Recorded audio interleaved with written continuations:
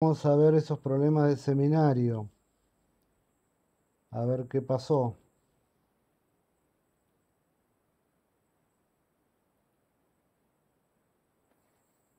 Me decían los problemas 10, 10,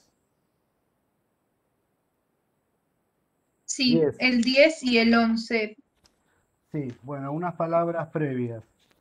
El problema 10 trata un poco sobre el tema general de la ecuación de estado. ¿Sí? ¿Qué es una ecuación de estado? Bueno, una ecuación de estado es una relación general entre las variables de estado: presión, temperatura, volumen y cantidad de materia. 4. La única ecuación de estado sencilla que hay es la de los gases. ¿Sí? Fíjense que la ecuación de los gases les vinculan esas 4 variables. Para sistemas más complejos, o las ecuaciones de estado son muy difíciles, son matemáticamente difíciles, o no hay, directamente no hay. Entonces lo que se hace en esos casos es no caer o no buscar tanto una ecuación de estado matemáticamente complicada, sino trabajar con este tipo de relaciones que vinculan también un poco las variables de estado. El problema 10 trata sobre una relación completamente general y que a veces pasa un poquito desapercibida, pero para hacer los cálculos termodinámicos va a ser muy importante, que es esta relación de derivadas parciales que está ahí. ¿Sí? Esta ecuación está demostrada en el Levin. ¿Sí? Se demuestra a partir de propiedades generales de las derivadas parciales. Nosotros la vamos a tomar como una herramienta. La aparición en el seminario es para presentárselas a ustedes, porque nadie se la acuerda de análisis matemático si uno la vio. Yo creo que ni la vi cuando la cursé. Entonces, bueno, la presentamos para tenerla en cuenta y cuando haga falta más adelante la invocamos. ¿Sí? La demostración está en el Levin, es una demostración puramente matemática que la pueden mirar de ahí.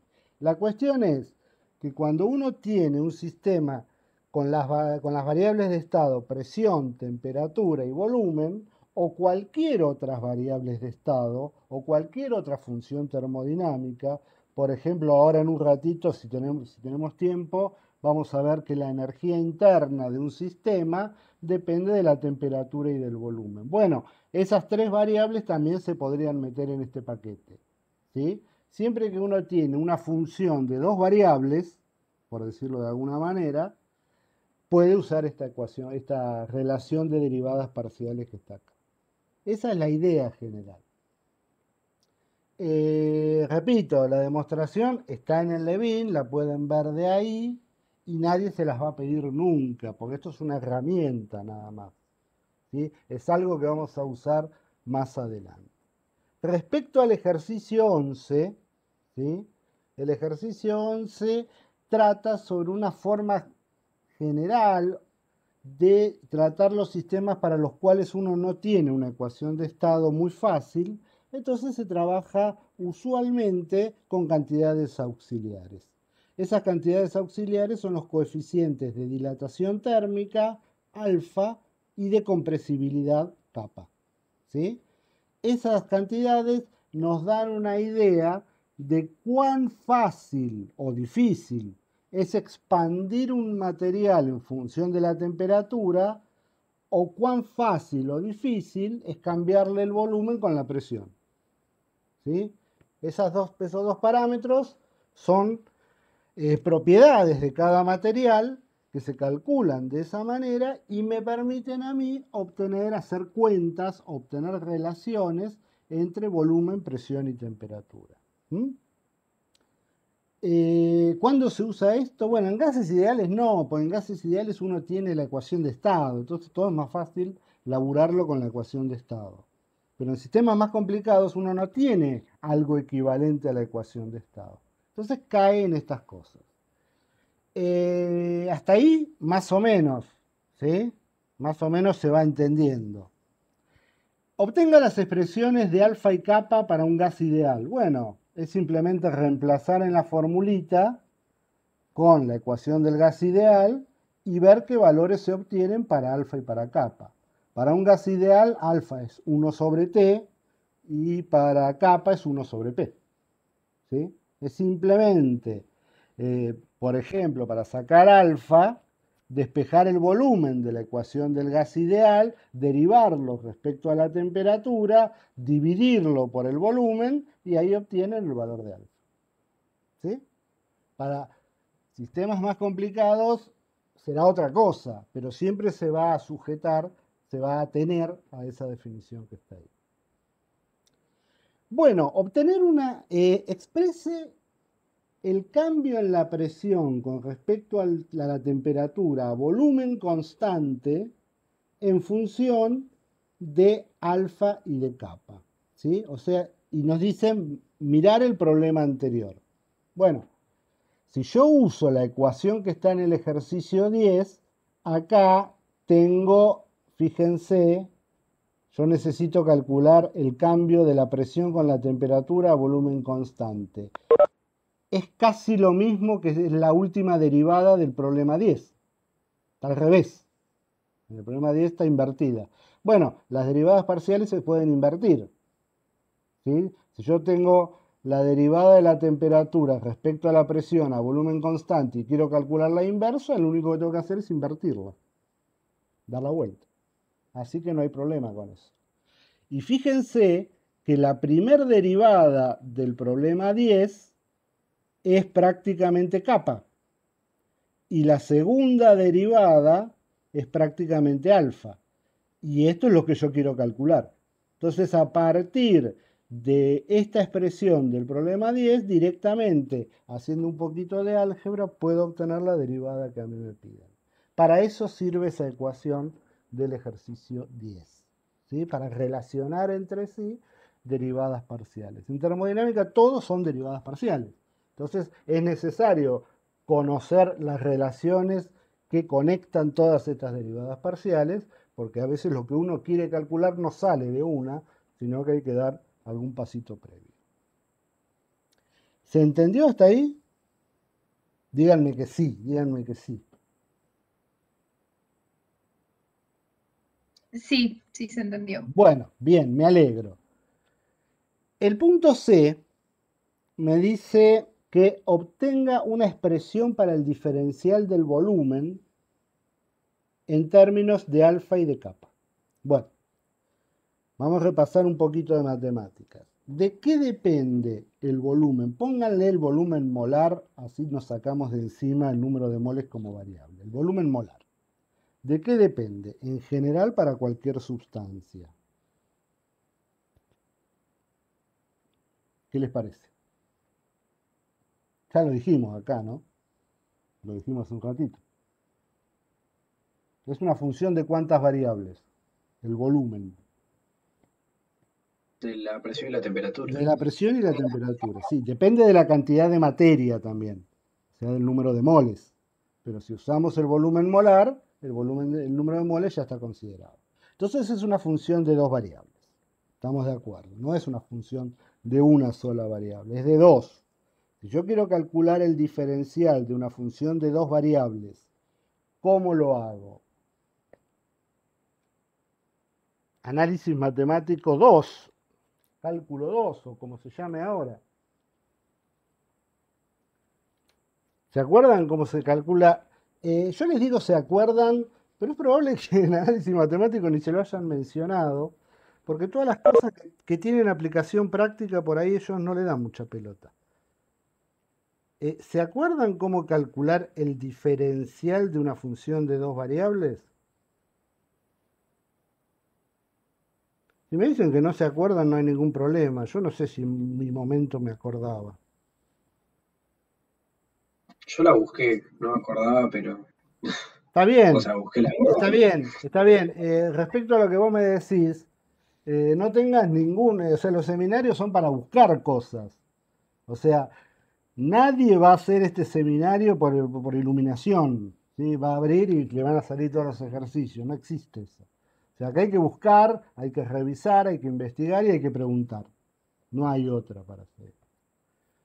El diferencial, perdón, acá tengo una anotación que no viene al caso. el diferencial se calcula así. A ver. ¿Sí? El diferencial de una función de dos variables es la derivada parcial de la variable de la cantidad respecto a la primera variable, manteniendo la otra constante, por diferencial de t, bueno, en este caso, más la otra derivada parcial multiplicado por el otro diferencial. ¿Sí? Esto, si uno tuviera 5 variables, es igual. Hace lo mismo con las 5 variables. Este es el diferencial de una función de varias variables. Bueno, si eso es lo que yo quiero escribir, lo que quiero calcular, lo que tendré que hacer es expresar esas dos derivadas parciales en términos de alfa y de kappa.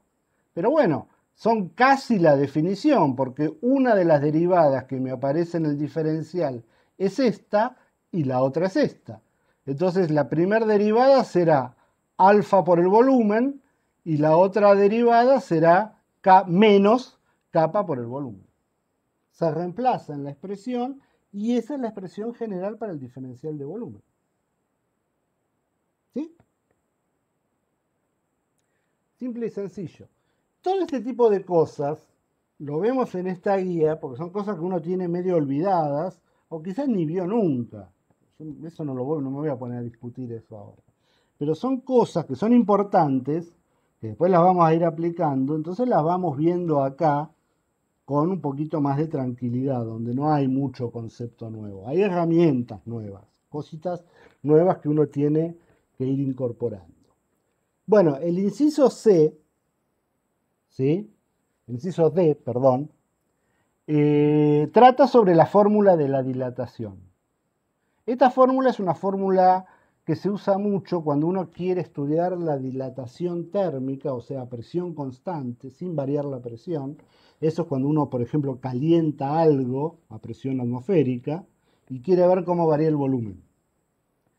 Esa fórmula que está ahí abajo es la fórmula tradicional, digamos, de secundaria para los fenómenos de dilatación y se usa mucho para sólidos y para líquidos.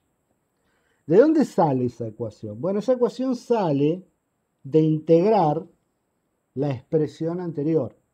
La expresión que ustedes obtuvieron para el diferencial la pueden integrar. La parte de la variación del volumen con la presión la descartan, ¿sí? Esta se descarta. ¿Dónde está? A ver acá. Este término, el segundo término, lo descartamos porque no estamos estudiando la variación del volumen con la presión. Tomamos solamente la primera parte, porque es la variación del volumen con la temperatura. Entonces simplemente lo que hay que hacer es integrar esa ecuación. Entonces ahí sí, acá me voy a detener. Si lo hicieron bien, genial, y si no, intenten hacerlo, porque acá hay una integral metida en el medio y estaría bueno que uno se pelee con esa integral un poquito. ¿Sí? Pero una pista. Fíjense cómo queda la expresión del diferencial B. Lo voy a escribir acá, lo escribo de memoria, espero no equivocarme.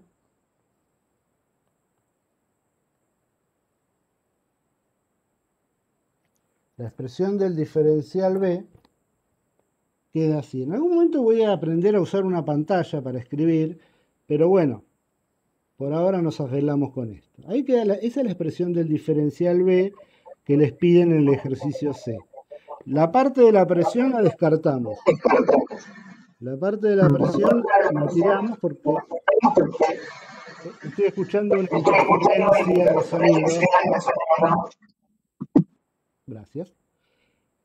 Y lo que hay que integrar es la primera parte. Fíjense que acá hay un diferencial B y acá adentro hay otro volumen. Entonces eso lo tengo que tener en cuenta para integrar. Tengo que pasar el volumen dividiendo. Me va a quedar diferencial B sobre B. Cuando integre me va a generar la integral de diferencial X sobre X, que es un logaritmo. Entonces ahí me va a aparecer un logaritmo. Cuando despeje el volumen, el logaritmo se va a convertir en un exponencial. Para simplificar el exponencial, aparece otro argumento de análisis matemático 1, que es la serie o el teorema de Taylor-Maclaurin, que dice que las funciones trascendentes se pueden escribir como polinomios. Bueno, para el exponencial el polinomio es ese que está ahí.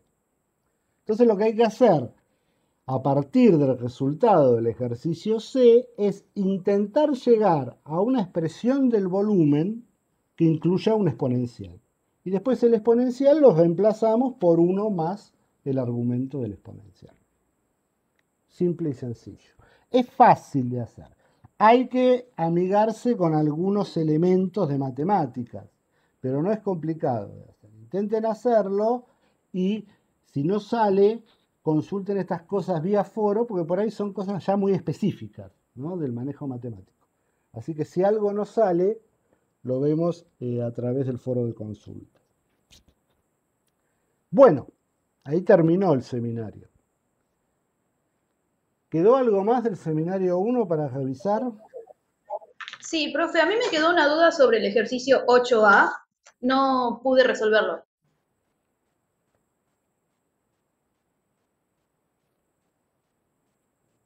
Ah, sí, ese habíamos quedado que hoy lo íbamos a explicar con cierto detalle.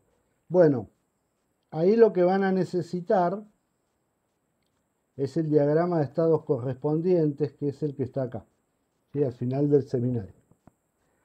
El diagrama de estados correspondientes, lo habíamos presentado en la clase anterior, es un gráfico que da un comportamiento general de los gases reales, ¿sí? Está expresado en términos de lo que se llama la presión reducida y la temperatura reducida, que nos recordamos son la presión reducida, es la presión experimental dividido la presión crítica, y la temperatura reducida es la temperatura sobre la temperatura crítica. Esas son las variables de entrada. ¿Por qué se usan estas variables? Bueno, porque al usar estas variables el gráfico es general, vale para todos los gases. Si no, habría que hacer un gráfico para cada gas y sería un problema enorme. Bueno, ¿cómo se trabaja? Bueno, para resolver este ejercicio que tenemos nosotros, a nosotros nos piden la presión. Una de las entradas del gráfico es la presión reducida. Entonces yo tengo que darle algo al gráfico para entrar. Como yo no conozco la presión, porque es lo que me piden, empiezo con una presión estimada. Por ejemplo, la presión del gas ideal. ¿Quieren usar la de Van der Waals? Genial, usamos la de Van der Waals. No hay problema. Cualquier estimación de la presión que ustedes puedan obtener. Generalmente se usa la del gas ideal porque es la que se obtiene más fácilmente. Entonces, con la presión ideal calculamos la presión reducida, la temperatura reducida la podemos calcular porque tenemos la temperatura de trabajo, que son 300 Kelvin, creo, y la temperatura crítica, entonces la temperatura reducida es calculable. Con esos dos datos entramos al diagrama, ¿sí? Yo no me acuerdo dónde cae más o menos, pero tiene pinta de caer por acá, por esta zona de acá. Estoy mostrando el gráfico, ¿no? Eso espero. Tiene pinta de caer en esta zona, los números. Entonces digo, bueno, pónganle que caigo acá, ¿sí? O sea, con la presión reducida y la temperatura reducida que calculé, me paro en el diagrama. Y digo, bueno, ¿cuánto vale el factor de compresibilidad? Y si estoy en esta zona, el factor de compresibilidad vale 0,95. Lo leo en la escala de ordenadas es factor de compresibilidad, presión por volumen sobre RT. Entonces, como conozco todo menos la presión, puedo despejar de ese valor del factor de compresibilidad la presión. Esa presión es una presión mejorada respecto al valor inicial que yo puse. Es una mejor estimación a la presión del gas que la inicial que yo usé. Si yo usé un disparate, cualquier cosa, un número que se me ocurrió, bueno, este va a ser una mejora buena, mala, regular, no sé, pero es una mejora respecto al valor inicial que yo usé. Bien, ahí obtuve una presión. ¿Esa presión es la definitiva? Y no sé, porque no sé cuán buena es la aproximación. Entonces tengo que repetir lo que hice. Con esa presión que calculo a partir del factor de compresibilidad, vuelvo a calcular una presión reducida. ¿sí? Y vuelvo a entrar al gráfico.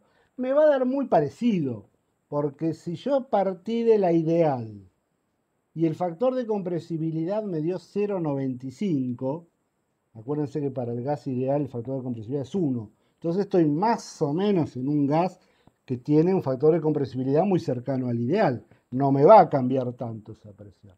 Entonces me va a caer en el mismo lugar. Si me cae en el mismo lugar y veo el mismo factor de compresibilidad, listo, ahí terminó el cálculo. Ahí terminó, porque si yo sigo repitiendo voy a obtener siempre lo mismo. Entonces convergí hacia un valor. Ese valor es el valor del cálculo, es el valor que da para la presión el diagrama de estados correspondientes. O sea, la mejor estimación de la presión experimental que podemos hacer con esta herramienta. Si el factor de compresibilidad que saco no me da igual que el anterior, tengo que volver a repetir. Despejo la presión de nuevo, vuelvo a la presión reducida y sigo haciéndolo hasta que haya convergencia. Estos gráficos son siempre convergentes, o sea, a la larga uno siempre termina en algún lado. La cuestión es cuántas vueltas tenés que dar para llegar ahí. En este ejercicio, con dar una o dos vueltas, se acabó. No hay que dar 20 vueltas. Si no, hay que programarlo en una computadora. Una o dos vueltas se llega a la presión. Si no les da exactamente la presión que da el resultado, pero les da muy parecido, bueno, está bien igual, porque eso depende de cómo uno estime el factor de compresibilidad en este gráfico. Uno puede leer 0,95, otro puede leer 0,94. ¿Sí? Hay un problema de apreciación ahí, no importa eso. Pero más o menos hay que obtener, perdón, ese valor que está ahí. Bueno, este tipo de diagramas siempre se elabora así, son muy comunes en sistemas complejos. En sistemas complejos uno tiene gráficos para resolver los problemas y para entrar a esos gráficos es muy común, no siempre, pero es muy común que a uno le pidan lo mismo que quiere calcular. O sea, para entrar al gráfico necesito lo que yo quiero calcular. Entonces ahí no queda otra que proponer lo que se llama una semilla, un valor inicial para esa variable. Y con esa variable ir puliéndola hasta obtener un resultado convergente. O sea, después de varias reiteraciones, obtener un mismo resultado para la presión en este caso. Esa presión se considera resultado final. ¿Sí? Profe, los parámetros de Z, B sería volumen molar y T es el T experimental o el crítico. No, no, no, no. En Z están presión, volumen molar y RT. El volumen que está ahí en el gráfico le falta la rayita arriba porque no lo hice yo el gráfico. Es volumen molar, porque si no, no daría 1 para el gas ideal y dependería de la masa Z. ¿Sí? Entonces es presión Bien. por volumen molar sobre RT. Son la presión, volumen y temperatura comunes, experimentales. ¿Sí? Salvo que a vos te hablen del Z crítico. Ahí sí, si te dicen cuánto vale el Z crítico, ahí sí tenés que poner presión crítica, volumen crítico, temperatura crítica. Pero el Z común usa P, B y T comunes. Bien, creo que ese era mi error entonces, que nunca me convergía Ah, el claro, valor de la presión. Daba claro. vueltas y No, no, me no, sí. alejaba del resultado. Te entiendo, sí, sí, te entiendo. Pero usando los valores correctos, ahí en el Z tiene que converger de una o dos vueltas, qué sé yo. Más de eso no. Bien. Y la temperatura es 273 porque se refiere al 6A. Perdón, sí, es probable, yo la dije de memoria. Puede ser, porque también en el video anterior dijiste 300 y no me quedó claro después.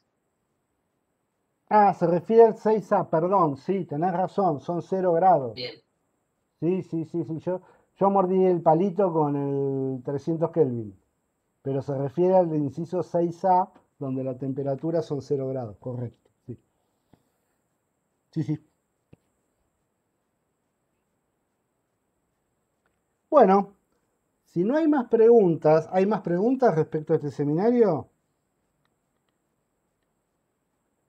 Yo tenía una duda con el 10. Sí, O sea, a mí me salió el 10, pero o sea, siguiendo el Levin, primero yo tomé, porque bueno, puse la expresión del diferencial del volumen, y el mm, Levin dice, bueno, había que derivar en función de una constante. Entonces yo tomé como mi primera constante la variable t, sí. la dejé como constante. Entonces haciendo eso llegué a una expresión igual, pero no me quedaba esa, o sea, me quedaba otra. Cuando tomé ¿Te la quedan cosas, constante, te quedan cosas invertidas? claro, o sea, Fíjense la lógica de esta ecuación para recordarla. Nunca se repite nada. ¿Sí? P, V, T. V, T, P. T, P, V. Escríbanla como quieran, pero nunca se repite nada. Y siempre es igual a -1. ¿Sí? Es la forma más fácil de recordarla. Si vos querés arrancarla con el volumen, presión y temperatura, hacelo, no hay problema. Pero nunca tenés que repetir variables. es lo mismo, entonces, bueno. Claro, sí, seguro. Listo, Por eso depende cómo arranques. Y claro. acuérdense siempre de que cuando uno tiene las derivadas parciales son invertibles. Si esta derivada, la derivada de t respecto a la presión a volumen constante vale 2, por decirlo así, sin unidades, la derivada de p respecto a t a volumen constante vale 1/2. Siempre son invertibles, se pueden dar vuelta. ¿Mm? Eso también es muy útil porque a veces las cosas no vienen acomodadas como uno las necesita. A veces hay que dar las vueltas. Bien, estos son todos argumentos matemáticos que uno tiene que familiarizarse para entrar en termodinámica, ¿no? Para entrar en el núcleo de la materia. ¿Algo más respecto a este seminario? Para mí ya más o menos estaría. Intenten pulir los detalles que no hayan quedado muy bien.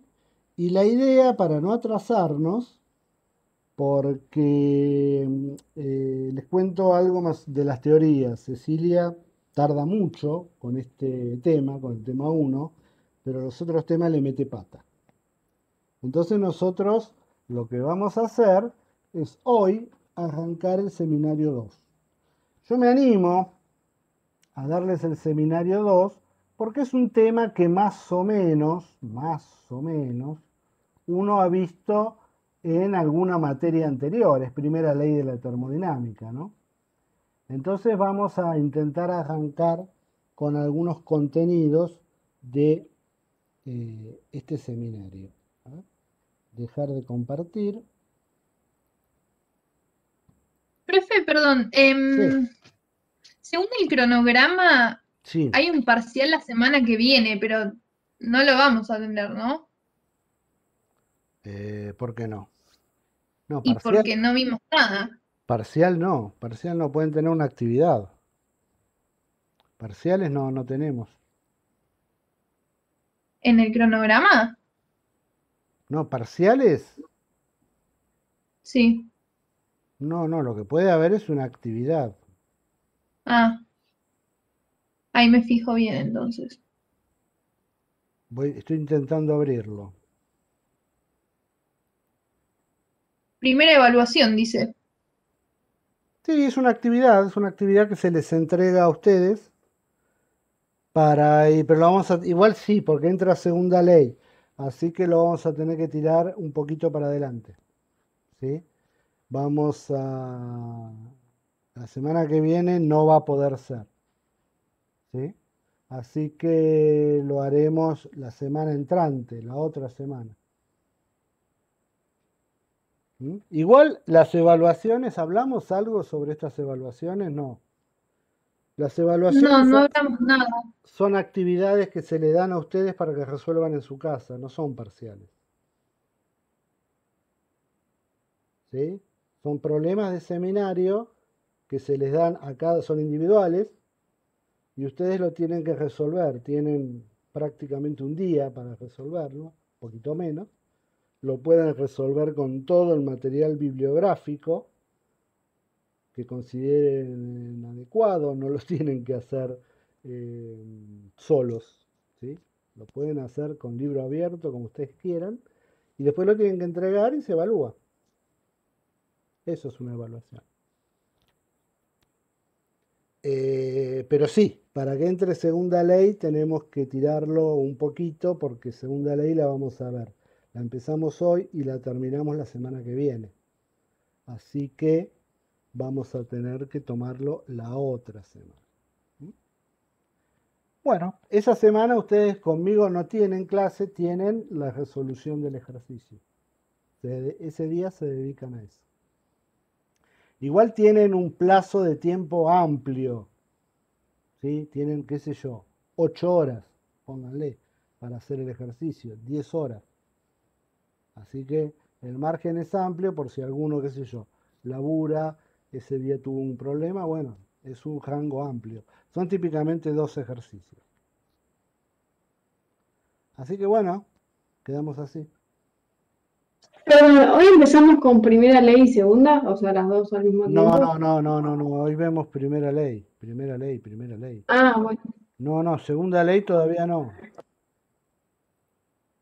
como dijo que se posponía para la semana próxima. No, bueno, y tenemos que hacer un enroque con las actividades, ¿sí? Después, bueno, lo iremos viendo sobre la marcha. Pero la semana que viene seguimos con primera ley, porque la primera actividad es gases y primera ley, ¿sí? Además, hasta que Cecilia arranque con segunda ley, le tenemos que dar un poquito de cancha, porque va a tardar un poquito en llegar hasta. Recién ayer tuvimos la primera teoría. Sí, me imaginé, sí, no quería ni preguntar, pero me imaginé. Sí, por eso. Así que, bueno, iremos viendo sobre la marcha. De última, la semana que viene no, pero la otra semana la idea es empezar los trabajos prácticos, ¿sí? Nosotros tenemos agendado y reservado el laboratorio para los días jueves a la tarde, así que ese va a tener que ser un turno. Yo quería poner el otro turno, la otra comisión, el martes en el mismo horario. Y ya el otro día medio había habido un consenso con ese horario, así que estaría bueno ponerlo ahí. Así que yo tiro esos 2 horarios, martes o jueves. O sea, ustedes tienen que venir a uno nada más. Tienen que decidir a cuál de los dos le gusta, le conviene o quieren venir. ¿Sí? Después hacemos una repartición equitativa. Si el horario del martes no funciona, se cambia. El jueves, ¿a qué horario sería? Porque tenemos Sería, teoría también ¿de qué? ¿A ti en teoría de esta materia? de físico-química. Y Sí. sí, me puso la teoría sobre el horario de práctica. Sí, me había olvidado de eso. Bueno, ¿qué otro horario pueden ustedes? Cambiémoslo. Igual la del jueves hay que ver si se cambia, porque al final el horario en que es apto para que Cecilia dé las actividades es a las 7 de la mañana. ¿Cómo? No entendí. Sí, en realidad Cecilia está Claro. teniendo muchísimos problemas de conexión y como que a las 4 de la tarde, no sé si es que es porque son las 4 de la tarde, pero digamos a las 7 de la mañana probamos ayer, el martes, y logró entrar, así que capaz nos las cambia para esa hora. ¿A las 7 de la mañana? Pero mañana vamos a probar el horario de las 4, me parece. Bueno, dejémoslo en suspenso, porque lo que tiene de bueno Sí, el horario del jueves es que está reservado para nosotros. Entonces no va a aparecer nadie a hinchar los quinotos. Porque ahora el laboratorio es un caos. Pero al tener ese horario asignado, ya vamos nosotros. Cualquier otro horario es tentativo, porque hay que chequear que nadie, porque ahora tampoco tenés mucha gente a quien preguntarle cosas. Como está todo el mundo no yendo a laburar, entonces, viste, todo es muy lento, porque tenés que ir chequeando todo. Así Profe, que, ¿y qué horario sería del jueves que está reservado? y el jueves está reservado de 2 a 4, de 2 a 5, ponele, a la tarde. Es el horario que nosotros siempre hicimos las prácticas. De última yo puedo usar ese horario con los chicos del año pasado, que también tienen que hacer las prácticas y que seguramente van a tener algún problema, no me cabe duda, pero bueno, por lo menos ellos no van a ir a las teorías de Físico-Química 1, ya es algo que sabemos. Y ustedes podrían el martes. Si el martes no pueden, bueno, pónganse de acuerdo en un horario y hacemos fuerza para que sea ese horario. ¿Sí? ¿Ustedes ya definieron algún horario libre que tienen? Creo que en Porque... general las mañanas, No, yo a la el mañana no martes, puedo. No, a la mañana no puedo. ah, No puedo yo a la mañana. está bien. Yo El puedo... martes, yo por lo menos no tengo problema. Bueno, Creo que no hay ninguna materia de este cuatrimestre en ese bueno. horario, salvo que alguien esté haciendo otras o trabaje. Y bueno, pero en ese caso va a tener que someterse a las generales de la ley, porque en algún horario tenemos que poner las prácticas. ¿Sí? El horario asignado es el jueves, pero tenemos que hacer 2 comisiones por el tema del COVID. Si no, yo los meto a todos el jueves, no tengo problema. Pero después me van a tirar la bronca con el protocolo. Así que no puedo ponerlos todos juntos, que van a ser alrededor. Ustedes son, ¿cuántos son más o menos? 8, 10. Y vienen 6, Sí. 4, 5, 6 del año pasado. Entonces ya rebalsamos el aforo del laboratorio. Por eso son 2 comisiones. El viernes creo también podría Yo el ser, viernes puedo a la tarde, yo no tengo problema. creo. Pero esto Yo no tengo problema. esto defínanlo ustedes. Por ejemplo, el martes, ¿pueden? A ver, contéstenme uno por uno. Si alguno tiene algo en vista, y bueno. En díganme. particular, a partir de las 4 el martes. Larisa, Profe, vos. ¿y no es más fácil mantener el horario del laboratorio el jueves y preguntarle a Cecilia si puede cambiar el horario de las teorías un poco más temprano? Y Cecilia va a poder. Cecilia, cuanto más temprano vaya, más le va a gustar. Porque creo que ese es el horario en común que casi todos podemos el jueves a la tarde. Sí, ¿saben por qué? Porque ese horario está reservado. Entonces, teóricamente, a ustedes no tendrían que haberles puesto materias en ese horario. Teóricamente, siempre falla. No, claro, Pero es que es teóricamente, físico-química. claro, ese es el horario que está en las planillas de horarios del departamento. Entonces ahí no tiene que haber superposición. Justo la que me hizo la superposición fue Cecilia. Y bueno, es como una mala suerte fenomenal. Pero Igual parece que lo va a pasar a la mañana, bueno, las vamos. teorías, que Yo no habría problema. después hablo con ella y que las pase a la mañana y listo. Entonces el del jueves queda. ¿Sí? Dale. Pero queda definir el otro horario. O sea, el del jueves yo ya sabía que se iba a quedar. El tema es el otro. El martes yo personalmente tengo bien toda la tarde. ¿Vos tenés libre? Ujú. Bueno, y ahí nos estamos poniendo de acuerdo. ¿Alguien no puede el martes? ¿Alguien? Yo puedo a partir de las 3 por ahí, porque tenemos consulta de teoría, pero termina antes generalmente, así que no hay problema por eso. Sí, a mí me da lo mismo, empezar a las 3, porque las prácticas generalmente son cortas, no son muy largas. Empezar a las 2, empezar a las 3 es lo mismo. Sí, o 3:30, 4 también, o sea, no Bueno, hay sí, problema. pero bueno, para un cachito. No te vayas tanto. Después en invierno hay que salir de noche, ahí no me gusta. Pero bueno, está bien. Igual, vamos a ver cuánta gente se anota en la comisión del jueves y si no, se pasan ustedes a la del jueves. Y si el número de gente no es muy grande, hacemos una sola comisión y listo. Pero en principio van a ser 2. ¿Sí? Ahí tiraron el viernes a la tarde. El viernes a la tarde ustedes tienen problemas. Yo lo odio el viernes a la tarde, pero bueno, si hay que ir, se va. Viernes a la tarde yo tengo seminario Bueno, a las 3. Yo también. ¿de Yo qué? también Yo tengo también, que- profe. Entonces el viernes a la tarde no. Ya veo que no. Si es el jueves, profe, ¿se puede arrancar 2:30? Eh, ¿Quién era el que tenía problemas con el horario? Pero era el martes, ¿no? ¿Alguien Sí, que sí, me yo, pero con el martes, claro, el martes. El jueves no habría problema. Larisa, ¿sos Larisa? Sí, sí, Ah, sí. sí, sí, no, perdón, pero como no está tu foto, tu video, perdón. Ah, Sí, está bien. se podría. No, no habría problema. Entonces, en principio tendríamos martes a las 4 y jueves para ir tirando un horario tentativo, pues si no está muy en el aire. Yo después lo subo a plataforma y les voy a pedir que cada uno se anote en la comisión que más le conviene. Yo les pediría que ustedes, y en principio y dentro de lo posible, pasaran al martes. ¿Sí?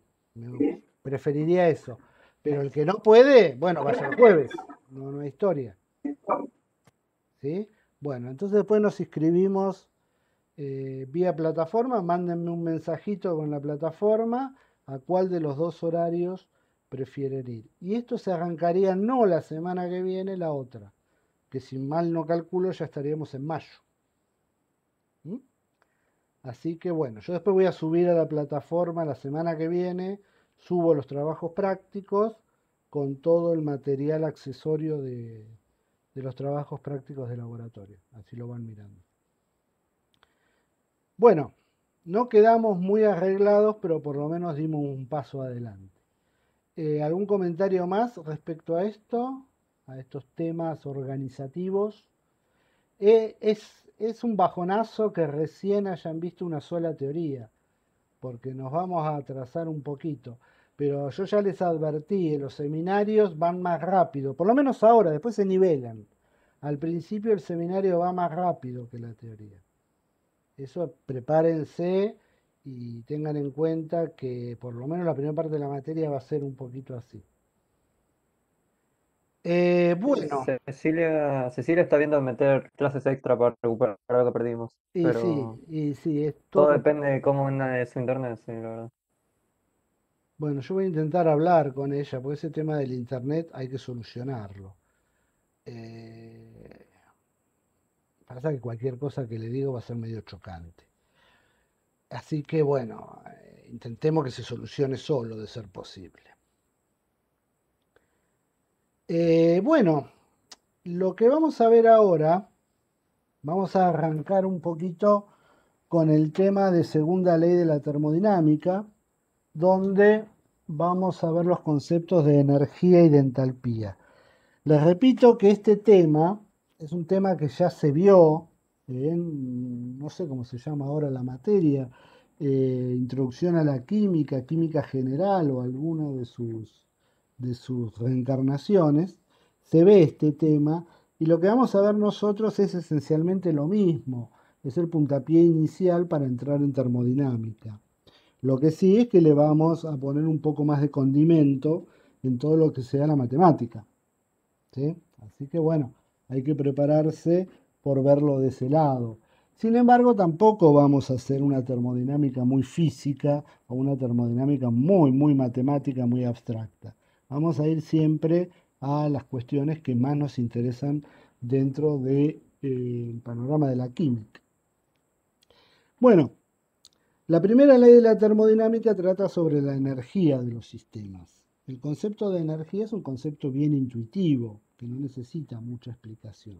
Pero bueno, como siempre vamos a trabajar, o casi siempre vamos a trabajar con gases, ¿cuál es la forma energética prioritaria en los gases? ¿Qué forma de energía ven ustedes que tenga una molécula de gas?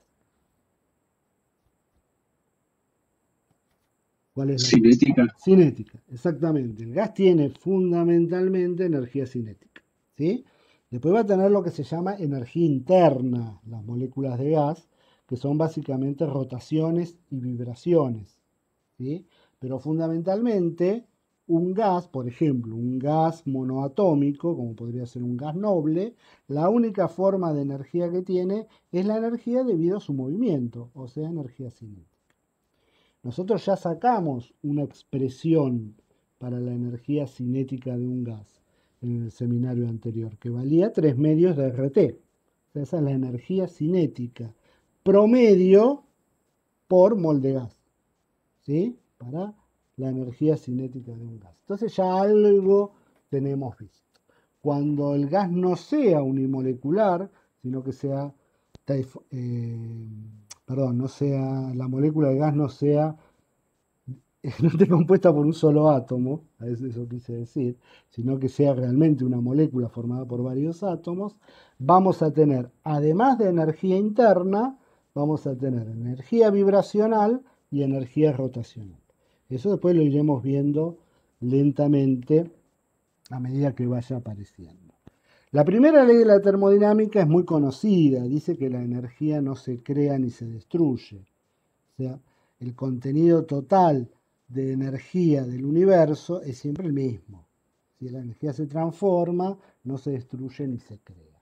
En el contexto de una muestra gaseosa, dentro de un problema físico-químico, la primera ley de la termodinámica dice que cualquier variación de energía que un sistema gaseoso experimente, un sistema en general, si uno habla siempre de los gases, pues son los más difíciles, los más fáciles de tratar, pero en general cualquier tipo de sistema físico-químico, en general, las variaciones de energía interna que va a sufrir ese gas se deben a dos factores, al intercambio de calor o a la realización de trabajo. Intercambio de calor también es muy obvio, es exponer al sistema a una fuente térmica que le proporcione o le quite calor. Y el trabajo se debe fundamentalmente a las variaciones de volumen que experimente ese sistema. ¿Sí? No es la única forma de trabajo. No es la única forma de trabajo la que se debe al trabajo de expansión o de contracción del gas, del sistema. Yo digo el gas porque vamos a encarar de una para el lado de los gases, pero siempre piensen que esto es aplicable a cualquier sistema. La primera ley de la termodinámica es una ley completamente general, no es algo hecho para gases nada más. Uno la usa para gases porque las ecuaciones son más sencillas y los sistemas son más fáciles de ver, pero las ecuaciones son completamente generales. Entonces, dicho así en palabras sencillas, voy a intentar caer en el instructivo, así me guío un poquito más por el instructivo, ¿sí? En el instructivo se empieza hablando de la energía interna. Bueno, la energía interna es una función de dos variables. ¿Sí? Esto apunta muy rápido, lo que les estoy diciendo es un resumen que apunta muy rápido hacia el seminario. O sea, la idea de esta charla es ir a los problemas del seminario sin hacer tanta teoría o haciendo la menor cantidad de teoría posible. La función energía interna es una función de dos variables, en general, hablando lo más genéricamente posible. Esas dos variables son la temperatura y el volumen. ¿Por qué no la presión? Porque uno dice, pero la energía interna no depende de la presión. Bueno, sí, pero tengan en cuenta que la temperatura, el volumen y la presión están ya vinculadas entre sí por la ecuación de estado. Entonces, la dependencia con la presión ya está metida acá adentro. La presión, la temperatura y el volumen son tres variables, pero no son independientes. Una está vinculada a las otras dos a través de la ecuación de estado. Por ejemplo, piensen en el gas ideal. Yo puedo determinar el volumen y la temperatura del gas ideal. Puedo fijar esos dos valores. Esos valores pueden ser cualquier cosa, pero si fijo esos dos valores de presión, de temperatura y de volumen, la presión no puede ser cualquier cosa, porque está fija por la ecuación de estado. Tiene un valor determinado por el volumen y la temperatura que yo haya elegido. Entonces las tres variables no son independientes. Por eso no pongo la dependencia con la presión acá. ¿Yo podría poner en cambio del volumen la presión? Sí, no hay ningún problema. Pero en ese caso no tendría que poner el volumen. Esto simplemente para que ustedes vean que la energía interna para un sistema en general depende solo de dos variables. Esta energía interna es molar. ¿Sí? Nosotros siempre vamos a trabajar con cantidades molares, porque si no, todas estas fórmulas dependerían además del número de moles. Tendríamos una variable extra metida en el medio. Para evitarse esa variable, trabajamos con cantidades molares. Eso lo vamos a hacer siempre, y si yo en alguna ecuación no pongo las rayitas, porque me la olvidé, pero siempre las cantidades que vamos a trabajar van a ser cantidades molares. ¿Mm? Entonces, si yo quiero escribir el cambio de la energía interna para un sistema en general, lo escribo exactamente igual que el diferencial de volumen que escribimos hace un ratito. O sea, el cambio de energía interna con la temperatura a volumen constante más el cambio de la energía interna con respecto al volumen a temperatura constante. Cada uno multiplicado por su correspondiente diferencial. ¿Mm? Bien. Esa es la forma general que vamos a usar nosotros para calcular la variación de energía interna de un sistema. Pero en gases ideales, nosotros ya vimos que la energía interna tiene una particularidad, que depende solo de la temperatura. Para la parte traslacional, habíamos visto que la energía interna era 3 medios de RT para un gas ideal. No hay aparición del volumen. La energía interna de un gas ideal no depende del volumen, solo depende de la temperatura. Entonces, para un gas ideal, esta parte de acá desaparece. Y me queda una expresión mucho más sencilla. Me queda solo la variación con la temperatura. Esta es una forma típica de elaborar en termodinámica. O sea, uno escribe las ecuaciones lo más general posible y después le va haciendo las simplificaciones en función del sistema que uno tiene. Uno escribe para el diferencial de U esta expresión. Eso es completamente general. Después dice, el problema que tengo es un gas ideal. Entonces, para el gas ideal yo sé que la energía interna no depende del volumen, tampoco de la presión, por supuesto. Entonces, esta parte de acá desaparece. Y me quedo con esta parte y sigo laburando con esa parte. Pero esa ecuación simplificada solo va a ser válida para el gas ideal. ¿Mm? O sea, siempre hay que intentar esto es muy difícil, adoptar esta convención, esta forma de laburo en ciencia, siempre hay que ir de lo general a lo particular. Hay que acostumbrarse a eso. Hay que acostumbrarse a las ecuaciones generales e ir simplificándolas para adaptarlas al sistema que uno tiene. ¿Mm? Bueno, esta cantidad que aparece acá, el cambio de energía interna molar respecto a la temperatura a volumen constante, se denomina capacidad calorífica a volumen constante. Es algo muy parecido al calor específico de la sustancia. Es una cantidad que nos dice cómo se modifica la energía interna en función del cambio de temperatura. ¿Mm?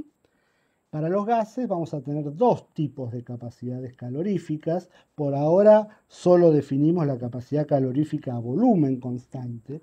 Va a haber otra a presión constante en un ratito. Pero para la energía interna solo importa esto. Entonces, el cambio de energía interna de un gas ideal se va a calcular siempre con esta formulita que está acá abajo. Ahora hago otra simplificación. Eso hay que ver si los ejercicios a ustedes les habilitan a hacer toda esta simplificación. ¿Cuál es la otra simplificación? Bueno, que la capacidad calorífica, que en principio es una función de la temperatura, pueda considerarla como independiente de la temperatura. En los ejercicios es muy común eso, porque si no habría que estar resolviendo integrales continuamente. Si la capacidad calorífica no es función de la temperatura, sale fuera de la integral, es una constante, sale afuera, nos queda la integral de diferencial t, que es el delta t. Entonces nos queda esta formulita ultra simplificada, ¿sí? Esto es la variación interna la variación de energía interna que experimenta un gas ideal cuando la temperatura pasa de T2 a T1, o sea, se le aplica un determinado delta T. Y suponiendo que la capacidad calorífica del gas pueda tomarse como una constante. En general, las capacidades caloríficas son funciones de la temperatura, pero son funciones suaves. O sea, son funciones que para tener en cuenta la variación tiene que ser un rango de temperatura muy grande, del orden de los 200, 300, 500 grados. Si son rangos de temperatura chiquitos, 10, 20, 30, 50 grados, el CB se puede tomar como una constante y uno no se equivoca demasiado en la cuenta. Esta es la forma de calcular la variación de energía interna en termodinámica, ¿sí? Siempre que uno pueda. Repito, esta formulita es válido cuando uno tiene un gas ideal y cuando el CB es constante. Entonces fíjense el problema de acordarse de memoria esta fórmula como una fórmula salvadora. Bueno, va a ser salvadora cuando se cumplan estas condiciones. Si no, no sirve y hay que agarrar el problema de más adelante. ¿Sí? Perdón, de más atrás. Hay que revisar las deducciones y ver cuál funciona y cuál no. Entonces, eso cuidado siempre. Pues siempre que a mí me digan que es un gas ideal, ustedes fíjense en los ejercicios, casi todos van a ser gases ideales. Porque es el caso más sencillo. Pero si no lo es, y bueno, esto ya no lo voy a poder usar. Y si me dicen que el CB no es constante, y tampoco lo voy a poder usar. Lo voy a tener que resolver esta expresión de acá arriba. ¿Sí?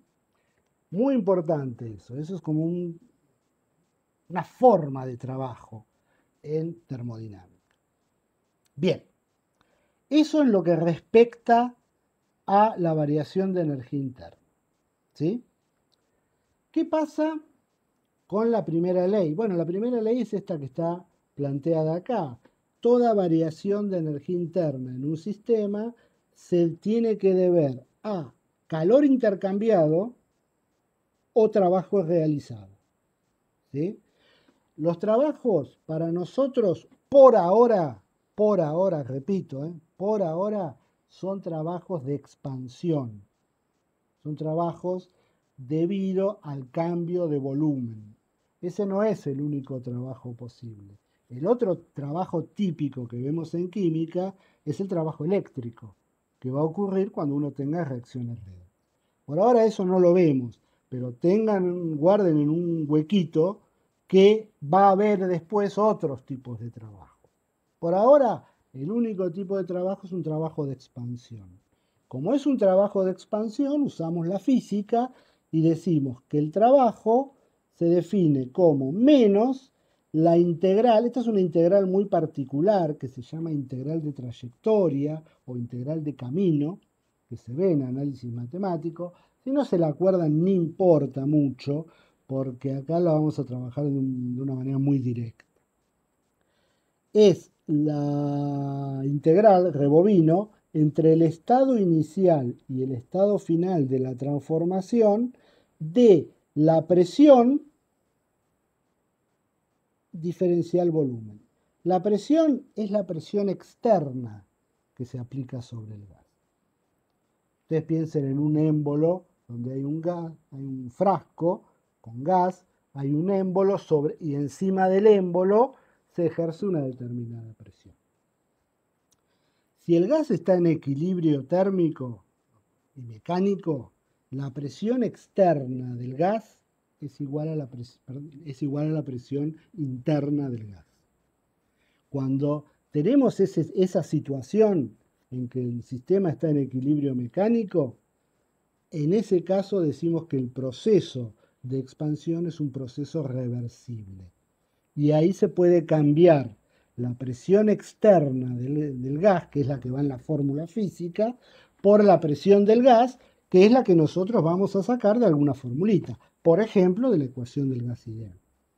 Eso es válido cuando existe siempre un estado de equilibrio, o por lo menos de cuasi equilibrio, entre la presión externa y la presión interna. Esos procesos se denominan procesos reversibles. Un proceso reversible es un proceso que puede pensarse como una concatenación de sistemas en equilibrio. O sea, el sistema, pese a que evoluciona, nunca se despega de una condición de equilibrio. El sistema siempre se puede considerar que está en equilibrio. ¿Cómo se traduce eso en la realidad? Bueno, con procesos que sean lo suficientemente lentos como para asegurar que los estados de equilibrio se mantengan en todos los puntos de la evolución a la que sometemos el sistema. Más allá de eso, esta ecuación permite calcular el trabajo, ¿sí? ¿Qué hay que poner acá adentro? Bueno, acá hay que poner cómo varía la presión del gas en función del volumen. Por eso esta integral es una integral de trayectoria, porque vos necesitas poner para esta variable qué dependencia tiene con el volumen. Eso depende de cómo sea la trayectoria a la cual yo someto al gas. O sea, qué tipo de transformación le hago. Ahora vamos a ver un poquito más sobre esos temas en particular. Pero el trabajo siempre se calcula por esta expresión que está acá. Nosotros usamos la convención, que es la misma que van a encontrar en todos los libros, en que el trabajo siempre va a ser positivo si lo ejerce el medio ambiente sobre el sistema. Si el sistema ejerce, si el medio ambiente ejerce sistema, ay por Dios, estoy retrabado. Si el medio ambiente ejerce trabajo sobre el sistema, ese trabajo se considera positivo. Si el medio ambiente comprime al gas, o sea, el diferencial de volumen es negativo, este es negativo con este negativo, obtenemos un trabajo positivo. Si el sistema recibe trabajo del medio ambiente, ese trabajo es positivo. Si el sistema tiene que realizar trabajo sobre el medio ambiente, o sea, se tiene que expandir, tiene que aumentar volumen, ese laburo, ese trabajo, se hace a expensas de la energía interna del gas. Entonces la energía interna disminuye, porque el gas tiene que gastar un poco de su energía en aumentar su volumen. En ese caso, el trabajo es negativo. ¿Sí? Esto siempre se dice, pese a que hoy no hay contradicciones, esto siempre se aclara porque en una época se laburaba exactamente al revés. ¿Sí? Entonces, si alguna vez tocan libros más viejos o apuntes de gente que ya hizo la materia hace muchos años, es probable que se encuentren con la convención al revés. Pero los libros modernos ya tienen la convención tal como la vimos acá. ¿Sí? Eso es importante aclarar. Bueno, en general, por ejemplo, si uno tiene un proceso isotérmico, o sea, uno le cambia el volumen al sistema siguiendo un proceso isotérmico a temperatura constante, la expresión que va acá adentro es simplemente la ecuación del gas ideal. O sea, uno reemplaza la presión por la presión que sale de la ecuación del gas ideal. Como la temperatura es constante porque es un proceso isotérmico, sale afuera de la integral, la expresión queda muy sencilla y debe estar resuelta por acá abajo. Bueno, este es un ejemplo un poquito más complicado, el que está ahí, eso léanlo para ver un caso en el cual la situación es un poquito más complicada. ¿Sí? Cuando uno tiene un proceso isotérmico, quería ver, acá está, ¿sí? Tipos de transformaciones. Cuando uno tiene un proceso isotérmico, la expresión del trabajo termina siendo esta que está acá. Simplemente se reemplaza la presión del gas por la ecuación del gas ideal, se resuelve la integral, que es muy fácil, y queda esta expresión de acá. Esa es la expresión para calcular el trabajo en un gas ideal. Fíjense las condiciones que tiene cada ecuación. Esa ecuación sirve para calcular el trabajo para un gas ideal en el caso que la transformación sea isotérmica. O sea, que se mantenga la temperatura constante durante toda la transformación. Bueno, entonces la energía interna la calculamos a partir de esta expresión de acá, las expresiones que habíamos visto al principio. el trabajo se calcula con esta fórmula general. ¿Y cómo calculamos el calor? Bueno, el calor en termodinámica se calcula siempre por diferencia entre estas dos cantidades. No hay fórmulas generales para el calor en termodinámica. Si toda fórmula que ustedes vean para el calor es una fórmula que vale en ciertas circunstancias muy particulares. No son expresiones generales. Entonces conviene no laburar con esas expresiones aprendidas de memoria. Entonces simplemente el calor se despeja de la primera ley calculando primero el delta U y después el trabajo y finalmente restándolos. Esa es la mecánica usual de trabajo y es una mecánica que nos asegura a nosotros no errarle nunca y no usar ecuaciones donde no debemos usarlas. Que ese es el principal problema de la termodinámica. La termodinámica tiene un montón de ecuaciones que pueden ser muy populares, pero son solamente válidas en ciertas condiciones muy particulares. Si uno no está seguro de estar en esas condiciones, la aplicación de esa ecuación puede conducir, y de hecho conduce, a un error. Así que siempre hay que manejarse con esta rigurosidad para hacer las cuentas de primera ley. Bueno, cuando uno tiene una transformación isotérmica, además, como es isotérmica, el cambio de temperatura es cero. Entonces el delta U para un gas ideal va a ser cero. O sea, una transformación isotérmica para un gas ideal no cambia su energía interna. ¿Sí? Entonces, directamente el calor va a ser igual a menos el trabajo. Va a ser igual al trabajo cambiado de signo, porque el delta U va a valer cero. Eso es para un gas ideal. ¿Sí? Si no es un gas ideal, y bueno, va a haber que empezar de nuevo la película para un sistema en el cual no pueda tomar la suposición de gas ideal. ¿Qué otros tipos de transformaciones tenemos para gases? Bueno, la otra transformación común es una transformación isocórica. La transformación isocórica es una transformación donde el volumen no cambia, donde el volumen se mantiene constante. En este caso, lo que va a valer cero es el trabajo, porque si el trabajo solo se debe a los cambios de volumen y el volumen no cambia, el volumen involucrado es cero. ¿Cómo calculo la variación de energía interna? Y por la formulita anterior, tengo que calcular cuánto vale la temperatura en mis dos puntos, el punto inicial y el punto final de la trayectoria, hacer el delta T, multiplicar por la capacidad calorífica. La capacidad calorífica siempre es dato. Generalmente es un 99% de los casos va a ser un dato del ejercicio, así que no hay problema con eso. Y a partir de eso calculan sin problemas la variación de energía interna. Como el trabajo es cero, el calor es igual a la variación de energía interna. Quiero, fundamentalmente en esta clase, no vamos a avanzar mucho más, pero quiero que adopten la mecánica. ¿Sí? La mecánica de laburo, esta que les estoy contando, es muy segura. ¿Sí? Hay otras formas de trabajar, pero esta mecánica es 100% foolproof, o sea, no se equivocan nunca. Siempre a partir de las definiciones primarias, de las ecuaciones generales. Y después, cuando uno está seguro que el gas es ideal, que la capacidad calorífica es constante, va haciendo las reducciones pertinentes. Voy a insistir hasta el hartazgo con esto, porque es un tema importante. ¿Qué otra transformación tenemos? Bueno, una isobárica.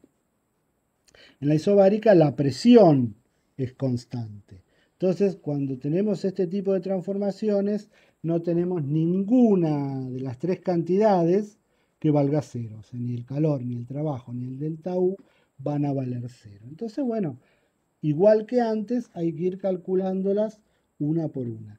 Pero en esta fórmula, en la fórmula del trabajo, sí, perdón. En la fórmula del trabajo, la presión es constante. Entonces directamente sale fuera de la integral y me queda que el trabajo es menos P por la variación de volumen. Este es un caso típico. Uno, por ejemplo, se acuerda de esta fórmula, trabajo menos P por delta B. Y después la quiere aplicar en situaciones donde no aplica. Entonces, por eso hay que ir viendo bien qué tipo de sistema y de transformación estoy teniendo. Eso es muy importante tenerlo en claro. Esta ecuación va a ser válida fundamentalmente cuando la presión sea constante, cuando yo tenga una transformación en la cual la presión no varía.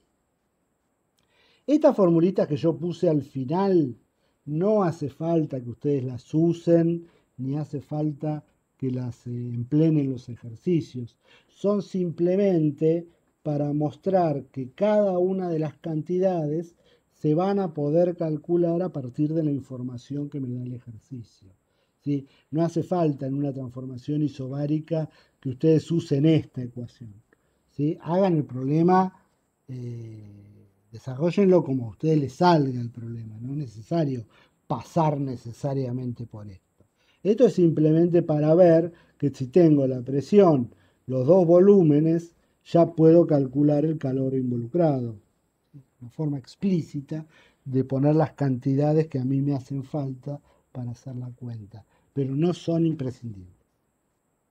El último tipo de transformación, con esto ya vamos terminando lo de hoy para que no se haga muy largo este tema sin haber visto teoría, es la que se llama una transformación adiabática. Las transformaciones adiabáticas son aquellas que no intercambian calor, ¿sí? Y son muy importantes en termodinámica, van a ser una especie de núcleo central en la termodinámica, pero se definen de esa manera. O sea, cualquier transformación que sufre un sistema en la cual no hay intercambio de calor, esa transformación se denomina adiabática. ¿Cuál es el ejemplo típico en química de una transformación adiabática? Una reacción que uno hace adentro de un termo, de un calorímetro. ¿Sí? El termo aísla térmicamente el sistema, no permite la circulación de calor entre el sistema y el medio ambiente, y eso es una transformación adiabática. Pero en general se engloban dentro de las adiabáticas cualquier tipo de transformación donde no haya intercambio de calor. Para las transformaciones adiabáticas irreversibles y espacio reversibles, o sea, acordémonos, las transformaciones reversibles son aquellas que están constituidas por una sucesión de estados de equilibrio. Una transformación, para verlo fácil, infinitamente lenta, que se hace a una velocidad infinitamente lenta. Cuando la transformación es irreversible, uno puede escribir la ecuación de la primera ley de esta manera, en forma diferencial. Como no hay intercambio de calor, el diferencial Q es 0 y me queda diferencial U igual a diferencial W. Para una transformación reversible, el diferencial W lo puedo escribir como menos P diferencial B, a partir de la definición de trabajo dada hace un rato. Esto solo es válido si la transformación es reversible.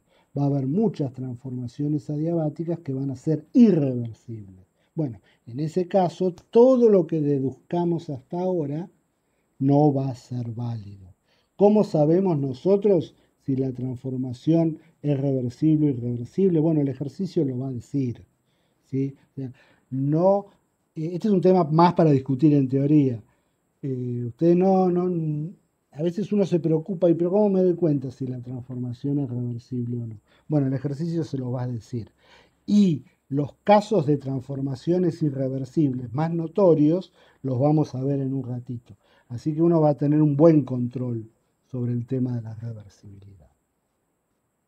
Bueno, ¿a dónde llega todo esto? Esto hay un ejercicio en el seminario para que ustedes se peleen con estas cosas. Cuando uno tiene una transformación adiabática irreversible, o sea, adiabática y además reversible, uno llega a una formulita, que es esta que está acá abajo. En el seminario están un poquito más claras, que uno puede calcular la temperatura final o el volumen final de la transformación adiabática si conoce las condiciones iniciales. ¿Sí? Pero eso es válido, recuerden, siempre si nos dicen que la transformación es reversible. Si no, esta ecuación no vale. Entonces, Profe, sí, eh, sí, escucho. ¿por qué podemos usar el CB si el volumen no es constante? No, el CB es una definición general. ¿Sí? Vuelvo para atrás. El CB, ¿dónde lo habíamos definido? Acá. El CB se define como esta derivada que está acá, que se toma a volumen constante. ¿Sí? Pero es una cantidad propia de la sustancia. Vos la podés usar después en cualquier transformación. No está limitada a transformaciones a volumen constante. Se puede usar siempre que vos quieras calcular la variación de energía interna para cualquier transformación. Si vos quisieras sacar el valor numérico del CB, tendrías ahí sí que preocuparte por tomar esta derivada a volumen constante, para sacar el valor del CB. Pero una vez obtenido ese valor, vos lo podés usar en cualquier tipo de transformación, no necesariamente en transformaciones a volumen constante, porque ninguna de estas ecuaciones está limitada, o sea, en ningún momento dijimos que para usar el CB yo tengo que trabajar a volumen constante. ¿Sí? ¿Queda? Sí, sí. O sea, sería solo un valor medido nomás. Es simplemente la definición de la capacidad calorífica. Como esa capacidad calorífica se define a volumen constante, se la llama CB. Pero es simplemente para su definición interna. Después vos la podés usar en cualquier lado. Por ejemplo, esta ecuación que está acá abajo es válida para cualquier proceso que involucre un gas ideal. No importa si es isocórico, adiabático, lo que vos quieras. Podés usarlo siempre. El problema surgiría únicamente si uno quiere determinar el valor de CB de un gas. Ahí sí te tendrías que preocupar por la constancia del volumen. ¿Sí? Ahí. Pero ese es un laburo que ya está hecho, no lo vamos a replicar. Eso está tabulado, los valores de la capacidad calorífica ya han sido tabulados, son perfectamente conocidos y no hay ningún problema con eso. Así que ese CB, esa es una duda muy, muy común en primera ley. ¿Sí? Así que yo me la iba a olvidar, así que estuvo bueno la pregunta tuya. ¿Sí? El valor de CB y el CP que vamos a definir dentro de un ratito se pueden aplicar a cualquier proceso, a cualquiera. Bien. Rebobinamos, estábamos con las adiabáticas. Bueno, las adiabáticas reversibles para el gas ideal siguen esta ecuación de acá abajo.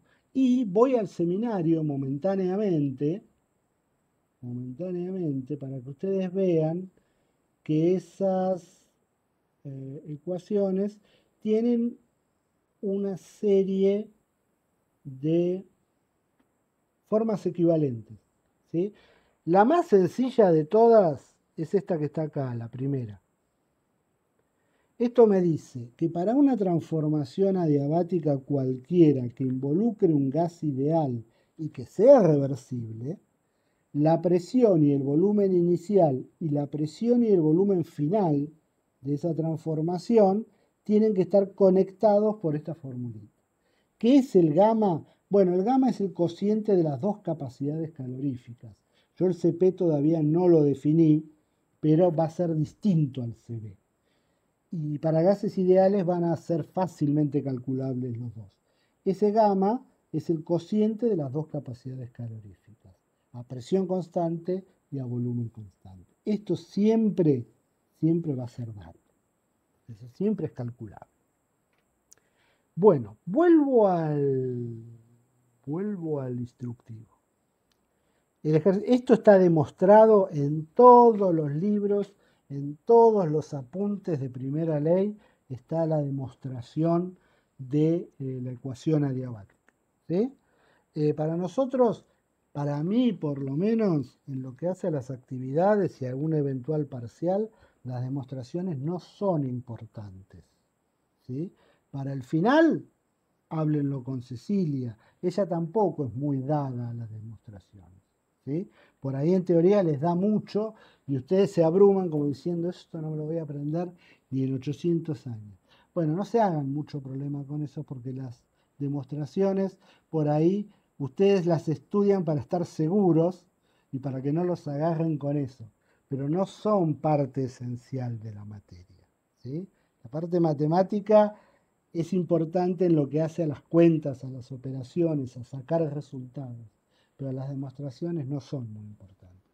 Está genial aprendérselas porque uno adquiere destreza, adquiere gimnasia con estas cosas, pero es muy raro que alguien se las vaya a pedir en una evaluación en algún momento. Bueno, continúo. ¿Qué quería dar ahora? Ah, esto. Creo que tengo que venir acá. Sí. Profe, a mí me Sí. quedó una duda con los de adiabática. Sí. ¿Qué cambia cuando el proceso es irreversible en la ecuación? Todo, cambia todo. Perfecto. Ya vamos a verlo en un ejemplo, ¿sí? Yo creo que en el instructivo, después, cuando termina esto, hay un ejemplito de un caso irreversible. Entonces, lo vamos a ver ahí. En principio, lo que cambia, los procesos irreversibles, la termodinámica tiene una especie de contradicción que ustedes van a discutir después en teoría. Todas las fórmulas que ustedes ven son procesos reversibles. O sea, las fórmulas son válidas para los procesos reversibles. Sin embargo, los procesos que vamos a estudiar nosotros van a ser todos irreversibles. ¿Sí? No voy a ahondar mucho en esto. Pero esa traducción entre lo reversible y lo irreversible es un poco el nudo de toda la materia, ¿sí? Pero ustedes piensen que todas estas ecuaciones que tienen una igualdad, esas ecuaciones van a ser todas válidas para procesos reversibles. Cuando el proceso es irreversible, todas estas ecuaciones se caen a pedazos. No funcionan. Sin embargo, la termodinámica sí va a seguir funcionando. Eso lo vamos a ir viendo más adelante. Pero en general no hay una termodinámica de ecuaciones para los procesos irreversibles. Si yo quisiera calcular todas estas cosas para un proceso irreversible arbitrario, lo más probable es que no pueda. ¿Sí? Así que los procesos irreversibles los vamos a tomar con pinzas por ahora. Y vamos a ver un solo proceso irreversible que tiene importancia físico-química en lo que vemos ahora. Así que, por lo pronto, si el proceso es irreversible, estas formulitas no se pueden usar. Y eso recuádrenlo, porque cuando a uno le toca un ejercicio o le aparece algo donde hay una adiabática irreversible, que van a aparecer y las vamos a ir viendo cómo se tratan, la tentación de usar estas ecuaciones es muy grande. Dice, uy, tengo una adiabática, enchufo la fórmula. No, estas fórmulas son válidas si la adiabática es reversible. Si no, lo único que te puedo decir ahora, esa fórmula no se puede usar. Lo que siempre va a ser válido es esto, es que el calor es igual a cero. Eso es independiente si el proceso es reversible o irreversible, porque eso es la definición de la adiabática. Pero bueno, vamos a ir viéndolo. Bueno, habiendo visto esto, otra cosita de la adiabática. Como el calor es cero, el trabajo es igual a la variación de energía interna. Y la variación de energía interna, ¿cómo lo calculan? Capacidad calorífica por delta T. No hay ningún problema con usar esa expresión si uno conoce la temperatura final y la temperatura inicial de la adiabática. ¿Sí? Las ecuaciones son siempre más o menos las mismas. Hay que usarlas con cierta viveza, con cierta inteligencia. Pero las ecuaciones son más o menos siempre las mismas. Bueno, hoy vamos a terminar con este ejemplito. No vamos a ver más, ¿sí? Con esto prácticamente está toda la guía hecha. Faltaría el tema de termoquímica, que vemos, y entalpía y termoquímica, perdón, que veríamos la clase que viene. ¿De qué trata este ejemplo? Bueno, este ejemplo trata sobre una expansión adiabática de un gas contra el vacío. Esto es muy estudiado en primera ley. O sea, uno tiene una expansión de un gas contra el vacío. ¿Qué quiere decir el vacío? Y que no hay ninguna presión externa que se oponga a la expansión de ese gas. ¿Sí?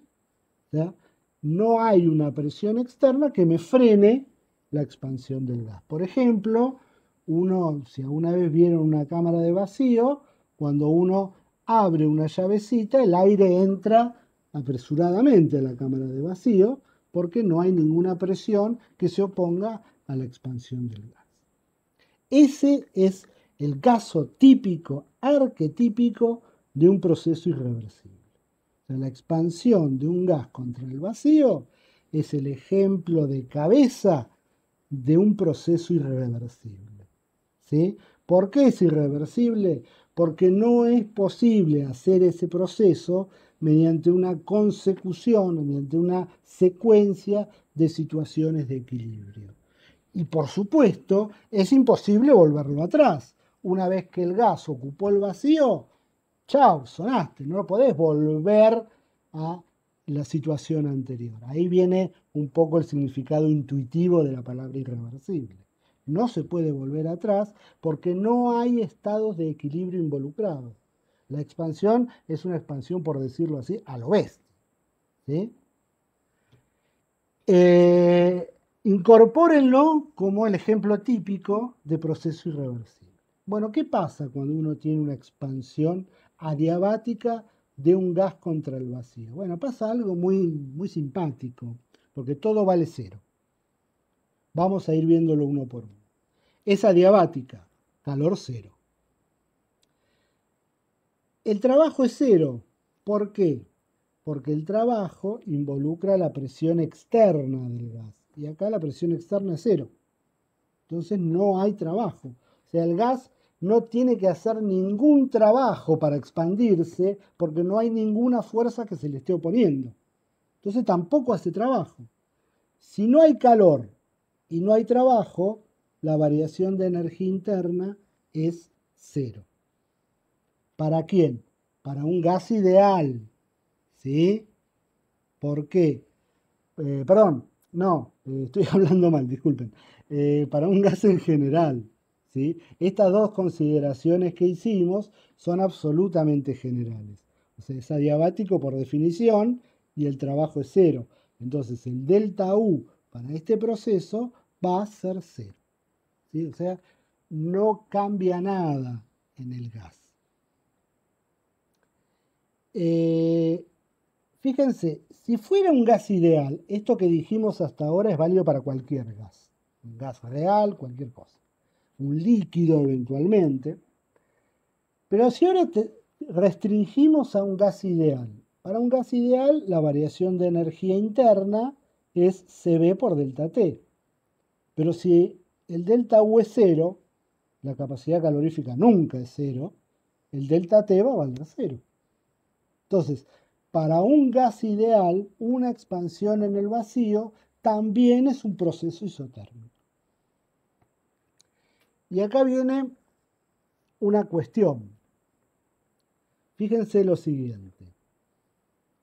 Yo había escrito en la primera ecuación de este instructivo que el diferencial de energía interna era esta derivada con la temperatura y el volumen, que después lo definimos como el CB, multiplicado por diferencial T, más esta otra derivada. O sea, ahora digo, bueno, dejemos el gas ideal y consideremos el caso de un gas real. Un gas real, ya la energía interna va a depender del volumen. ¿Por qué? Y porque es una situación general. O sea, ya no tengo el caso particular del gas ideal donde la energía interna solo dependía de la temperatura. Bueno, ahora tengo un caso general donde la energía interna tengo que suponer que va a depender de todo, de la temperatura y del volumen. Como el cambio de energía interna es cero, me queda que de acá puedo hacer este despeje que está acá. ¿Sí? Puedo despejar esta derivada y me queda esta expresión de acá. Si esto vale cero, me queda esta expresión de ahí.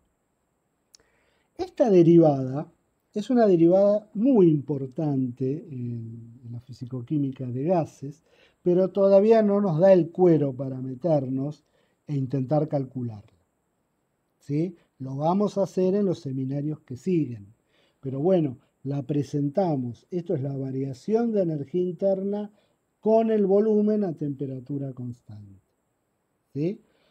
Y fíjense cómo va apareciendo esta cantidad a medida que uno va removiendo la condición de idealidad. Cuando es ideal, esto no existe, no aparece, no molesta. Pero cuando el sistema deja de ser ideal, empieza a aparecer esta derivada. Y esta derivada, bueno, después le vamos a tener que dedicar bastante atención más adelante. Voy a leer ahora el párrafo final para darle un broche a todo esto. Bueno, todavía no estamos en condiciones de calcular esta derivada, pero podemos realizar un análisis cualitativo. O sea, podemos decir alguna palabra acerca de esta expresión. Supongamos que la derivada es mayor que 0. O sea, supongamos que esta derivada que está acá adentro es un número positivo. Y observamos los demás factores. CB es siempre un número positivo por definición. Según la definición, a ustedes les dice que si aumentan la temperatura sobre una muestra de cualquier cosa, la energía interna va a aumentar. Entonces, un aumento de temperatura implica un aumento de energía interna.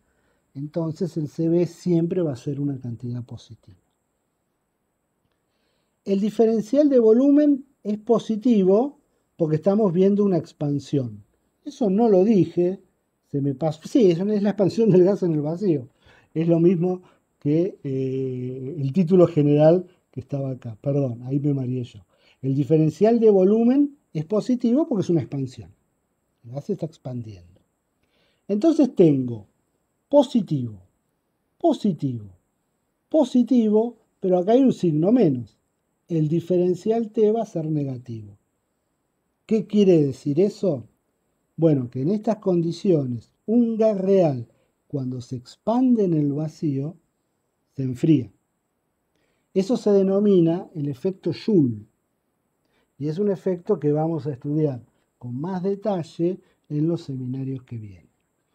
Si pasa al contrario, o sea, si esta cantidad llega a ser negativa, ese negativo se cancela con este menos y ahí vamos a tener un diferencial de temperatura positivo. Ahí el gas se va a calentar.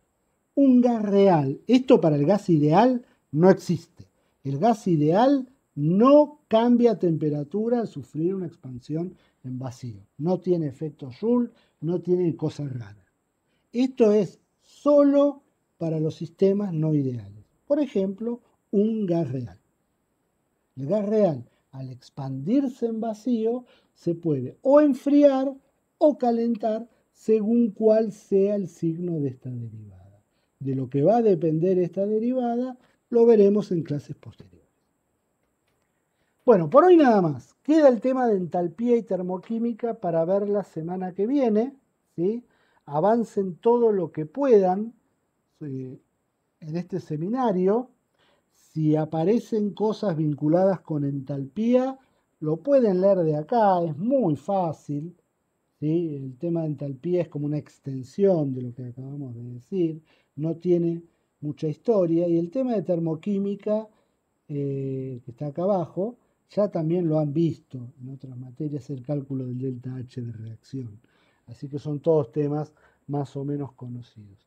Si no, yo les doy un pantallazo general el miércoles que viene. Pero intenten más o menos avanzar todo lo que se pueda en los ejercicios de este seminario, que son en general bastante sencillos, ¿sí? Por ahí el seminario 1 era más raro que este. Este es un seminario, si se quiere, más convencional. Bueno, por mí nada más. ¿Preguntas? Hablé mucho y hablé demasiado. Pero bueno, son las primeras clases, así que las vamos a hacer así. ¿Alguna preguntita acerca de todo esto? Esto está muy bien explicado en el Atkins y en el Levin, ¿sí? Cecilia no va a dar demasiado de estas cosas porque las vemos acá en seminario, ¿sí? Ella va a ir a la discusión un poquito más teórica de todas estas cosas. Así que la parte más práctica, más de hacer ejercicios, es la que vemos acá en seminario. Yo de teoría intento no dar nada, porque si a toda esta charla le tengo que sumar la teoría, se me hace algo inabarcable. Así que la parte teórica, todos los aspectos teóricos los dejo para que los discutan con ellos. Bueno, chicos, hasta aquí llegamos. Profe, Nos vemos. Bueno, nos vemos. nos vemos el miércoles que Chao, viene. profe. Chao, hasta luego.